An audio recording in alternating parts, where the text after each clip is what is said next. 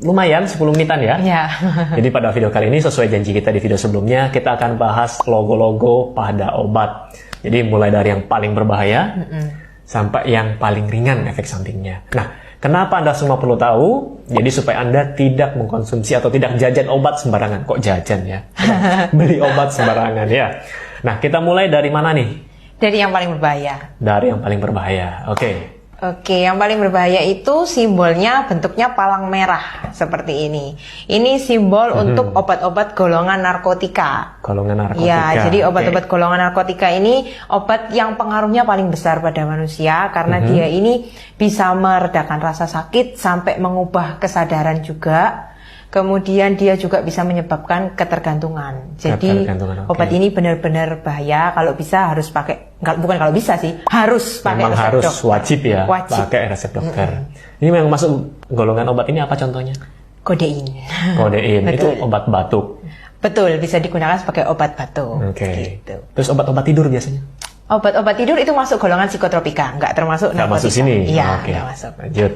Oke, yang kedua itu berbahaya selanjutnya itu adalah simbol K. K dengan warna merah, ini artinya obat keras. Jadi obat golongan obat keras ini juga harus dibeli dengan resep dokter, wajib. Nah, ini ada contohnya di sini satu nih.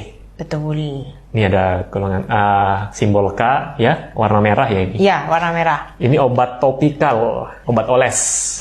Nah, jadi walaupun obat oles ternyata harus karena kandungannya antibiotik. Kandungannya antibiotik. Gitu. Nah, sekali lagi kalau antibiotik harus dengan resep dokter. Betul.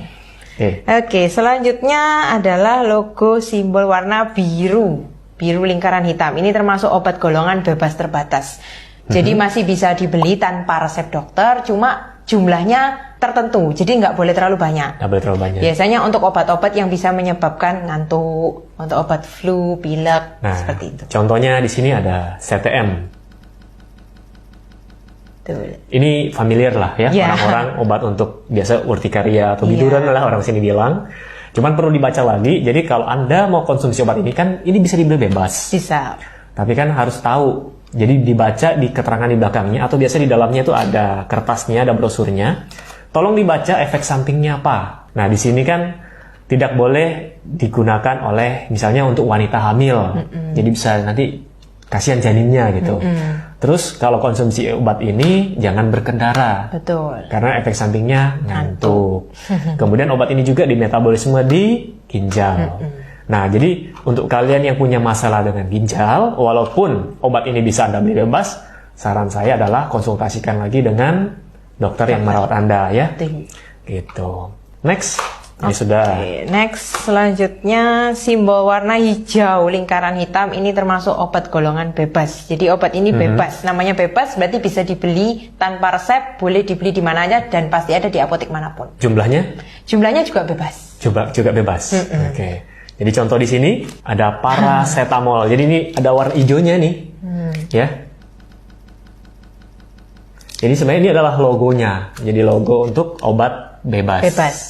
Ini bisa beli di apotek, bisa beli di warung-warung mungkin ya? Iya, ada. Ada semuanya. Nah, kalau paracetamol kan, ya ini juga sudah umum, antipiretik itu apa? Anti panas, anti demam. Iya, anti demam. Kemudian anti nyeri juga. Anti nyeri. Nah, untuk obat ini di metabolisme di hati ya, hati ya. Kemudian walaupun bisa beli bebas, nah biasanya kan orang sakit kepala, kalau minum satu tidak mempan, minum dua. Nah, itu juga nggak boleh. Nggak boleh. Nggak boleh. Tetap harus sesuai dosis. Walaupun bisa beli bebas harus sesuai dosis. Sekali lagi dibaca. Betul. Karena nanti kalau tidak yang keracunan adalah hatinya kita. Hati. Karena di metabolisme di hati tuh. Ya. Walaupun bebas, walaupun masih aman digunakan, tetap harus sesuai dosis. Karena sekali lagi obat itu kan ada efek sampingnya. Efek sampingnya. Nah, bahas efek samping ini sebelum kita lanjut. Logonya farmasi itu kan ada cawan sama ular. Betul. Kenapa kok ular, nggak gajah mungkin atau? Kalau gajah nanti pecah gelasnya. Oke. Ya itu jadi artinya cawan itu semacam mangkok untuk meramu obat. Jadi untuk meramu tempat ramuan obat. Oke. Kemudian ular itu kenapa ditaruh ular? Soalnya ular ini karena kalau kita lihat ular ini kan berbahaya ya, bisanya berbahaya. Oke, berbisa. Racunnya itu kan bisa mematikan. Cuma kalau di farmasi racun ini justru bisa menyembuhkan orang. Bisa menyembuhkan. Iya, Oke. jadi kalau misalkan dalam dosis yang tepat, racun ini bisa menyembuhkan orang seperti itu. Dengan catatan dosisnya tepat, Betul, tapi dosisnya tetap tepat. ada efek samping. Efek samping, walaupun tetap. kan tidak semua orang bisa muncul efek sampingnya. Apalagi itu dengan dosis yang tepat. Apalagi kalau dosisnya ngawur. Iya, semakin efek sampingnya tidak karuan. Oke. Sekarang lanjut. Oke, selanjutnya itu ada obat golongan fitofarmaka. Fitofarmaka. Oke.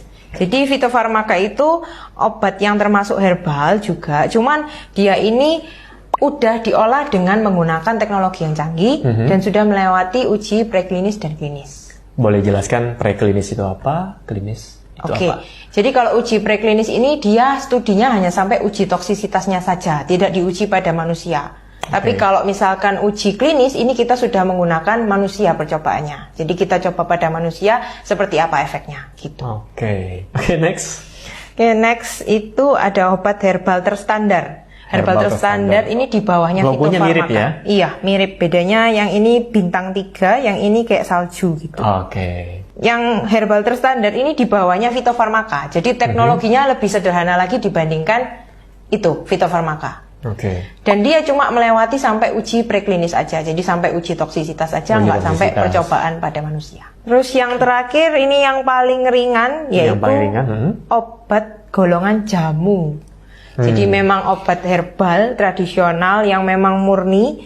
Jadi diolahnya ya hanya dengan peralatan yang sederhana, nggak teknologi yang canggih, dan dia tidak ada uji klinis preklinis. Tidak ada uji klinis dan preklinis. Tapi kenapa kok bisa digunakan? Karena dipercaya turun-temurun dari nenek moyang kalau jamu seperti itu.